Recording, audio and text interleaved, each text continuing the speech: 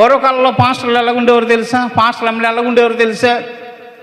Pastor గారు road అంట బయలుదేరి వెళ్తుంటే పాపం కాలుకి చెప్పులు లేకుండా నడిచి వెళ్తుంటే తినడానికి తిండి లేని సమయాల్లో వాళ్ళ ఇంటికి వెళ్ళి, అమ్మ దేవుణ్ణి నమ్ముకోండి, యేసయ్యని నమ్ముకోండి అమ్మ అని అలా చూస్తున్నప్పుడు పాస్టర్ గారు కొన్ని ఎక్కడ పడేది?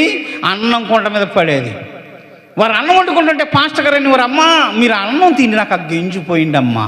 ఒక దైవ సేవకుడు నోటంటే నేను విన్నాను. ఆ గెంజి కోసం తహతహలాడిపోయేవారు.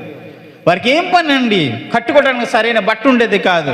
చిరిగిపోయిన బట్టలతో కాలికి చెప్పులు లేని సమయంలో, తాగడానికి సరైన నీళ్ళు లేని సమయంలో వారు ఎడారులలో ఎండలలో ఆ పల్లేరుకాయలు గుచ్చుకుంటూ ఆ ప్రాంతం కూడా ఈ ప్రాంతం కూడా తిరిగి ప్రతి ఇంటికి సువార్త మనం విత్తేవారు. ఏమండి? ఆత్మ సంబంధమైన బిడ్డలు అలాగే ఉంటారు. పాస్టర్లు ఎలాగ ఉంటారు? సరైన కట్టుకోవడం చీరలు లేక పాపం చాలా ఇబ్బంది పడుతూ భర్తతో నడుచుకుంటూ వెళ్ళి సువార్తమానని విత్తారు. నిజమైన సేవకులండి వారు. ఈ రోజున సేవకుల యొక్క పరిస్థితి చాలా దారుణంగా ఉంది. వారు ఎక్కడ కడుతున్నారు? తమ జీవితాన్ని అంటే బంగారము వెండి మీద కడుతూ ఉన్నారండి. ఉన్నతమైనటువంటి జీవితం మీద కడుతూ ఉన్నారండి. ఉన్నతమైన భవంతుల్లో కడుతూ ఉన్నారండి. అంతే కదా? ఈరోజు చేసే పనులు అవే కదా. దేవుడికి వ్యతిరేకమైన పనులన్నీ వ్యతిరేకమైన పనులే. ఎవడు ఆత్మ సంబంధమైన బిడ్డగా కట్టబడిన వాడు అంటే దేవుని వాక్యము పైన ఆధారపడి ఈ భూమి మీద ఏది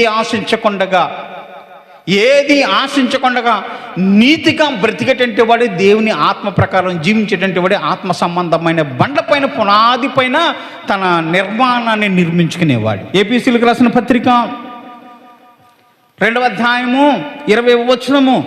ఎవరు వేశారు మనకు పునాది?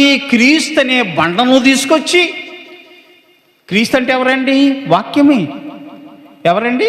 క్రీస్తు అంటే వాక్యమే. ఆది యందు వాక్యం ఉండెను, వాక్యము దేవుని వద్ద ఉండెను, ఆ వాక్యమే కృపాసత్య సంపూర్ణుడైన యేసు ప్రభువారు.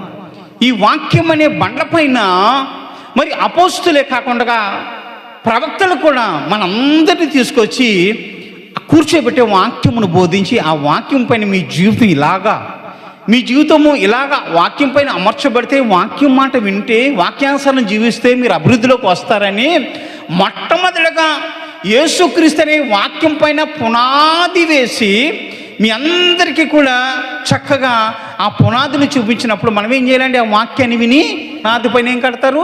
రాళ్ళు కడతారు. ఏ రాళ్ళు కడతాను? ఆత్మ సంబంధమైన రాళ్ళుగా మనందరం మార్చబడాలి. ఆత్మ సంబంధమైన రాళ్ళుగా మార్చబడి క్రీస్తునే పునాది పైన మనము దేవునికి దేవాలయముగా మార్చబడుతూ వెళ్ళాలి.